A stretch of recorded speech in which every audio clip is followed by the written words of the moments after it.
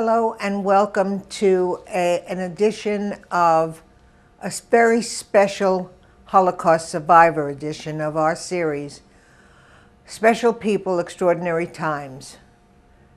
We were with Reuben Offenbach, who was, as a young boy, was part of the Holocaust, and he has an extraordinary story to tell.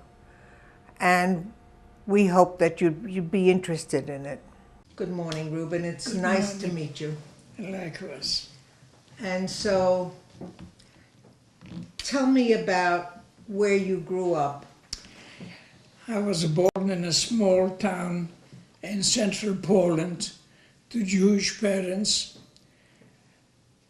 where I was just a little boy. My family moved and settled in a large city on the Polish-German border. On the Polish side, the city's name was Chojnice, and on the German side, Konitz, West Preußen. I grew up there with very few friends, very few Jewish children. Mostly they were German, a few German Jewish families living in the city, because most the population, the Jews, moved to Germany when Poland became a country. Because at that time, Germany was a very sophisticated... Yes. country. I spent much time, I speak German fluently, and I spent much time in the German side. I had some German Jewish children, friends, and I used to go till 1936. I remember 1936, their father was arrested and sent to a concentration camp. His name Already was in 36. His name was Chaimov. He was of Russian ancestry, so it was too dangerous for us to go over to Germany. I remember in 1938, it was just Yom Kippur, and our store was closed. We were ready to go to synagogue. I was downstairs Your father had a department at store. a department store. We had on the first and the second floor, and on the third floor we were living. The man approached me. He was a clergyman, a priest or whatever, and he asked to see my father. And I explained him that today is a holiday, the store is closed. He said he knows. I ran upstairs. There were no elevators there. And Among all the other things, there were none then. my father asked him to come up, and he explained that he sees what's going on in Germany. He was against the Nazis, and he converted. He wants to suffer with the Jews. Oh my. He went with us to the synagogue. I remember when he was honored at the Torah, and his name they pronounce Abraham ben Abraham. So that was his name when he converted. He converted, yes. So he spent the day with us. Next day, my father called the chief rabbi in Warsaw, and he knew the man, and he asked my father to help him to get to Warsaw. I remember a few months later, on Kristallnacht, an instigated pogrom by the Nazis in Germany. They killed more than 1,000 Jews, destroyed all the synagogues And the shops? and the stores, and arrested so many people. Thousands were sent to concentration camps. And next morning, a trainload of about 2,000 people came to our city. They were not allowed to disembark, but my father made different calls to different Officials. officials, and they were released. Were these people from Warsaw that were displaced? They were from Germany. They were Polish citizens living in Germany, and they were sent back over the border. We were at that time a small Jewish community, but my father called different areas, different cities, and there were about 2,000 Jews, some in their pajamas, Whatever they had with them. some in fur coats. They were just some out of beds, and some were dressed beautiful. And we kept them, and we next day had transport trucks with food came, and some people from different organizations. We helped to distribute food to the people. We left our home, our business, everything, just took personal belongings, Whatever you could carry. and we went to where my grandmother was living, the place I was born in, Small aunts in Poland, aunts, uncles, cousins. There was a small town of about 5,000, of which half the population was Jewish. On September 1st, 1939, Germany invaded Poland. Later we found out that within a half hour they were in the city I was living. In about a week or so they came to our little town, and the order came, and the order came not through television or radio, but like a town crier.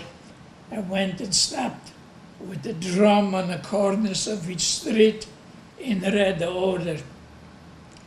Tomorrow morning at 8 o'clock, all the male Jews had to assemble in the market square. I went there with my older brother and my father, and one of the German officers read and started, "Ihr Juden, you Jews, as of today you consider subhuman." So we lost all our civil and human rights with those few words. And we were told what we can do, what we cannot do. We can work, and we have to work hard every day. We cannot walk on a sidewalk. We cannot go to schools to learn. We cannot go to synagogues to pray. We're not allowed to be lawyers, teachers, doctors. All we have to do is physical labor. After a while, we were released. Then we found out in some other areas they just killed or hanged, shot or hanged a couple Jews to intimidate the others. Not in our little town. And the new orders came. We had at the beginning to wear a white armband. Later they changed to wear a Star of David in the front and in the rear of our outer clothing. And I worked every day, all different jobs, constructions, factories, on a farm, wherever they needed. Then a new order came. Each family had to send one or more of their youngsters, boys or girls, to a labor camp. So I went with 150 other boys, and we were sent to a camp where we were building the so-called Adolf Hitler Straßen. It's like super highways, like our I-75, 905, an autobahn from Berlin to Moscow. I worked in this camp for about 18 months. Then a new order came. They're already fighting, with the Russians. So they sent us first to, they liquidated the camp, they sent us to a farm. And then from the farm I was sent to Auschwitz concentration camp. When I came to Auschwitz, we had a selection, but most of us were already selected before. Because you were We young all and strong. the same age, Yeah. because the young kids and the elderly went straight to the gas chambers. In Auschwitz, I went through again. Everything was taken care away from us. I mean, everything.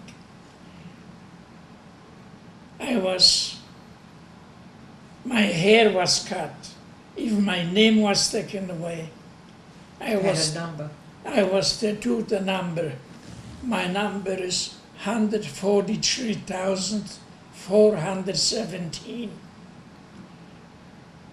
Then I was given striped uniform with the wooden shoes, and I was sent to black. A few days later, I was sent to another camp, Białowieżno, where I worked for the next 18 months in coal mines. I was digging coal. I was in chains. We were about 100 prisoners attached to this commander.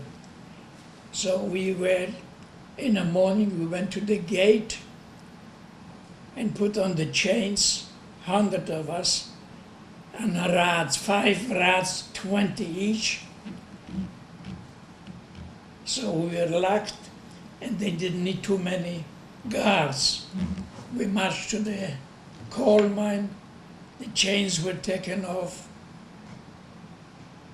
We went to a shaft within seconds, with 1,000 feet below ground, worked all day. Afterwards, back up, took a quick shower, put in the dirty clothing back on, the striped uniform, put on the chain, and marched back to the camp. This was our work, 6 days a week, sometimes 7. And then what did you get to eat? We got a bowl of soup. You have to be lucky to find a piece of potato or carrot in it, and a slice of bread, dark bread. Then when the war was turning, I remember they took us out from Auschwitz on the 18th of January 1945. I saw many things in Auschwitz. I'm sure. Horrible thing. I was laying among the dead, hiding among the dead. I saw people being killed. To give you an example, in 1943, they were Czechoslovakian prisoners of war with us together. We were working together. And soldiers there are trained, they're prepared to try to escape from a camp. In those camps it was impossible to escape from, because we were in the woods, surrounded by a fence. The fence was electrified. By touching, you committed suicide. And there are guards on all the corners around. With guns? But the Czechs, they were digging a tunnel under their barrack, under the fence into the woods. The night they're supposed to escape, they were arrested. They arrested 52, sent them to Auschwitz. A week later, they brought them back, and all of us in the camp had to stand in the front of gallows, which we had to build with tables. And they brought those soldiers with their hands tied with wire. And among us, they selected you and you and you to be the executioner, to pull the chair. And then one of the Germans read an order: if any one of us will try to escape or will know and escape and not report, for each one, 10 will be hanged. And then with the shot was a sign, and those that selected had to pull the stool.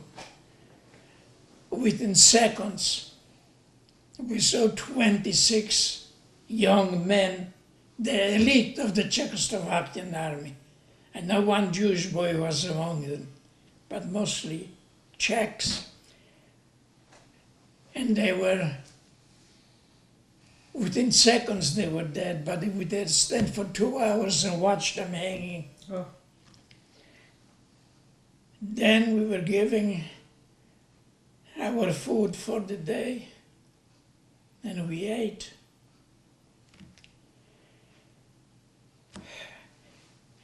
After, It's just as tough now for you, so many years later, to talk about as it was then. I tell you something. After all this, I wound up in different places. On my way, I wound up in Buchenwald.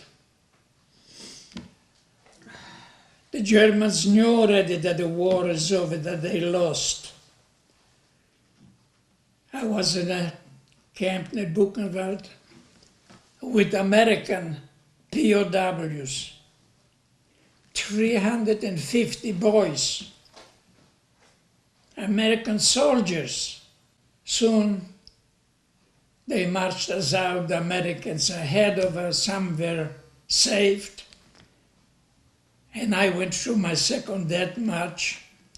I marched from Buchenwald through Austria to Vienna, Slovakia, till I wound up in Czech Republic, near Theresienstadt, in a city called Pilsen. Out of 2,000 of us starting the march, 300 of us were still alive. We left the dead bodies all over the highways in Europe. Didn't bury them. No, we kept marching with a few guards, with guns. And if any one of us tried to escape or just fell down for any reason and couldn't get up right, and the rear end was a jeep with a soldier, he just shot him, and we left the bodies all over. Eventually we came to Pilsen. There were 300 of us still alive, and one of the officers gave an order: the Aryans separate and the Jews separate. You see, all the Jews were prisoners, all gypsies, homosexuals, Bible forgers, Jehovah's Witnesses, and some criminals. So the other 300, they selected 150 was on one side, the Jews, and 150 on the other side. Our group, 150, marched a few more kilometers, and we came to a place called Theresienstadt in Czechoslovakia. Used to be known also big concentration camp. Later we found out, after the war, that we were supposed to be killed, and the Aryan, the non-Jews, saved. But the German general tried to save his life, switched the orders. The 150 non-Jews were killed. Wow. And we were brought to Theresienstadt. I was in Theresienstadt Somebody was watching over you. for a while till I was released from Theresienstadt, and I was giving papers with my own name, civilian clothing, even underwear, shoes. I went back to the little town. And They just let you go. They opened the gates and let you go. No, just let me go, give me papers to go on a train. And I went from Theresienstadt, from Czechoslovakia, to Poland. How old were you by this time? By that time, I was already about 23. Let me just interrupt you for a minute. Sure. And your family, your parents and your older brother, what happened to them? And when I came home, we found out from the Christians living in this little town that on February 4th, 1942, the whole Jewish population, more than 2,000 from this town, were taken in little ambulance vans to a place called Chelmno. En route, they were gassed by the fumes. Among them, my parents, they were in the early 40s. My older brother was 19. My younger brother was 17 at the time. And my baby sister was killed at the age of 13. I had to go on living. You were the only one who survived. I'm the only one that survived from a large family. Then I found later I had a cousin also in the camps that survived, but he died after being liberated, because he was liberated by the Americans. And the American soldiers, they had everything. They had food, I know. they had Chocolates. chocolate and meat and everything, and our bodies couldn't absorb, so many of us died after the know. war. I was at home, I had to go on living. A few months later, in this little town, I was working, and while I came home from work, I was stopped by Polish underground soldiers, and they were killing. They were supposedly against the Russians, but they killing the Jews. This was after the war. The war was already Yeah, ended. the war was over, sure. The war was over, but the hate wasn't over. The hate was not. So I remember when I was close to our house, and it was already midnight, and one of the soldiers jumped me, "Stój, bo strzelam," stand still or I'll shoot, hands up. Then an officer was there, and the soldier says, "This Jew," I said, "I was fighting for Poland, I was in a concentration camp." When the officer heard this, he says, "Sir, let your hands down. Turn around." what camp were you? I said, I've been Auschwitz, Buchenwald, many, many others.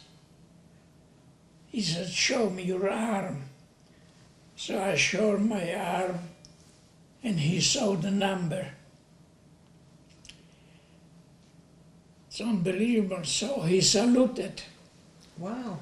He said, sir, go home to sleep. Nothing will happen to you. I too was in Auschwitz. I went upstairs, woke up my friends. We looked through the window. They shot a Polish policeman. And the next morning, one of the girls went down to get some milk and groceries. And a Gentile woman told her children, run away. She said, run away. They were here yesterday, the soldiers, and I heard them talking among themselves. They'll come tomorrow without this officer, and they'll finish you. So we took one of our men, we made up, took just a little bag, went out of town, few kilometers, rented a horse and a buggy. We had no cars like today.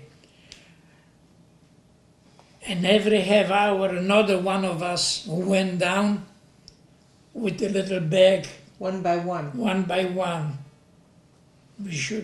People shouldn't see us. Right. And we managed all to get out the little person belongings. We settled and our horse and the buggy, and we went to a larger city, and from the city to lodge, and from there we managed to escape, went to Szczecin, and then to the Russian border to Germany, to Berlin. And from Berlin... It was safer in Germany than it was in Poland. Yes, right. And from Berlin, we went to Munich in Germany. In Germany, I was again in a camp, in a displaced person camp. A year after the war, I married one of those girls from my hometown. Another year passed, and we had our first daughter. And we were lucky we could have produced children, some did not. That's right. Through different experiments. And we waited. I applied to emigrate to Israel. They wouldn't let us in. There was no country that would let us in. Even America, they wouldn't let us in. I know. I know, and everybody, all Jews, thought that Roosevelt was a wonder man, but he turned away the Jews too. I was waiting. I had an uncle living in America since 1906. He used to be a very wealthy man, but by that time he was a poor man, because he lost everything due to sickness. In those years there was no Social Security, no Medicare. He was living in Miami Beach through his sickness. He traced a friend of my parents who signed papers that we will not be a burden on society for 5 years. And my wife and I and a 2-year-old baby girl, we were granted permission to come to the United States. Do your children know your story? Yes, my children know my story. It's good, you talk about it. My wife couldn't talk. Many of our people... I know, some can't and some feel catharsis. We have to teach people, talk to people. Well, that's what we're doing. That's what we're doing. So I want to thank you so very much for sharing Okay, your story. sure. For OCTV, I'm Elaine Kugelman, and thank you for joining us today for this edition of Special People Extraordinary Times with Mr. Reuben Offenbach.